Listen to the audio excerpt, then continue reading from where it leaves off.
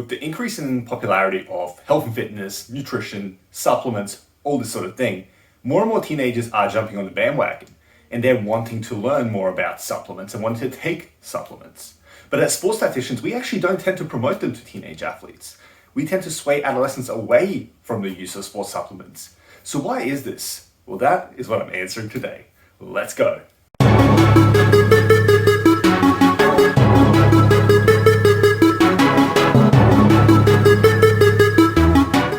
Hi, I'm Alex, a sports dietitian and nutritionist. Welcome to my channel. Great to have you here. So as I said in the intro, more and more teenagers are jumping on the bandwagon of supplements in particular.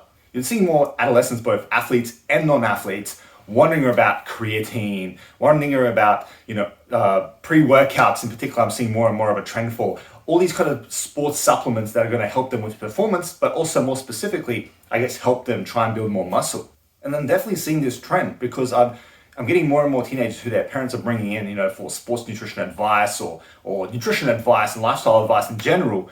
And part of the picture there is the parents' concern around the teenagers' kind of desire or current consumption of, different variations, I guess, of supplements. And the thing is that as sports dietitians, we actually tend to sway teenagers away from supplements. We don't tend to focus on that as a strategy, and we tend to recommend that you focus kind of pretty much the large majority, if not all of your focus as a teenager on food first and other aspects of your lifestyle, other kind of strategies, rather than relying or using said supplements. So why is this?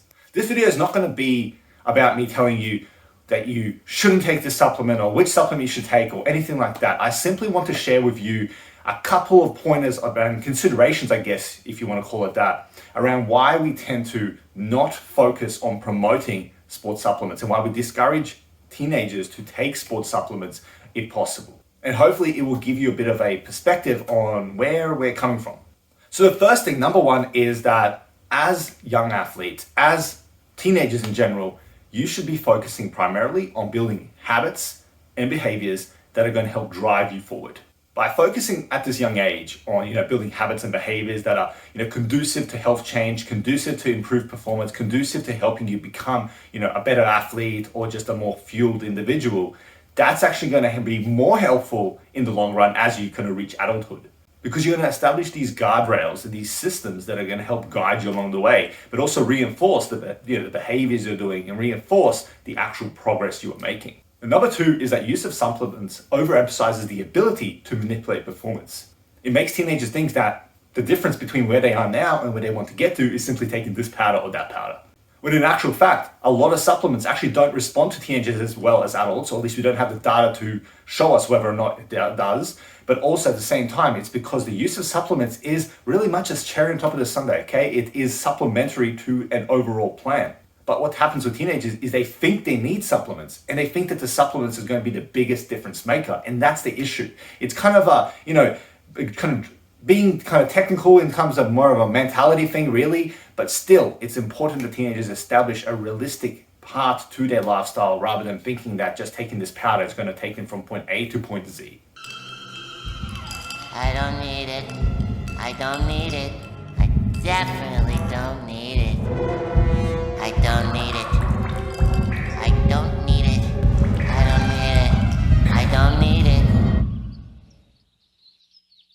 I need it! And another three is that there is potential for greater performance enhancement through maturation and experience rather than the use of supplements. As I said, we don't have a huge amount of data on the use of supplements in teenagers. So let's say even we grab the supplements that are going to be perfectly fine or safe or effective for adults, we don't actually know the impact of that on a teenager technically. It could be that it provides a positive impact, but it could also be that it's neutral.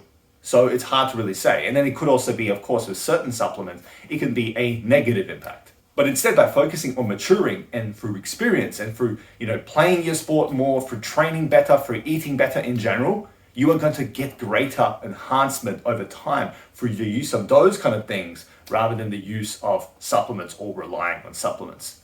Because as a teenager, you're not yet fully grown. You're going through growth and development. And because you're going through growth and development, you're going to see so many more kind of opportunities for improvement and progress just for the fact that you're going to go from being a teenager to being an adult. And that's why with adults, you're fully grown, and then now you're trying to establish lifestyle factors, you're trying to establish your eating, and then maybe a supplement could be more warranted.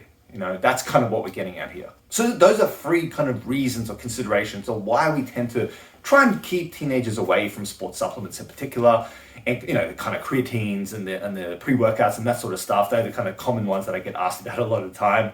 With things like protein powder, it's a bit more of a different kind of scope, because protein powder is not really a sports supplement. It's like a food supplement, and in some cases it's a bit more kind of normal to kind of expect it to be potentially used depending on the individual's diet.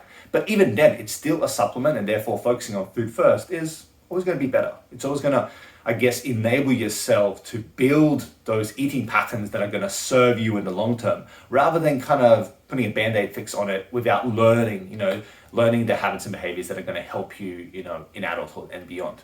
And now the truth is, if you're thinking about taking a supplement, even if you've watched this video, there's a chance you're going to still take it. So what I do encourage you is, if you are thinking about taking a supplement or you have started taking it, at least consider consulting with a sports dietitian, working closely with them, because then in that case, if you are going to end up taking a supplement of some sort, they can at least guide you on this. They can kind of keep an eye on things, and they can provide that kind of supervision, so to speak, so that you make sure that if you do end up using a supplement, that it is done in the right way and in the safest way and in the most effective way, while also guiding your direction and guiding, I guess, your focusing on other more important things as well along the way.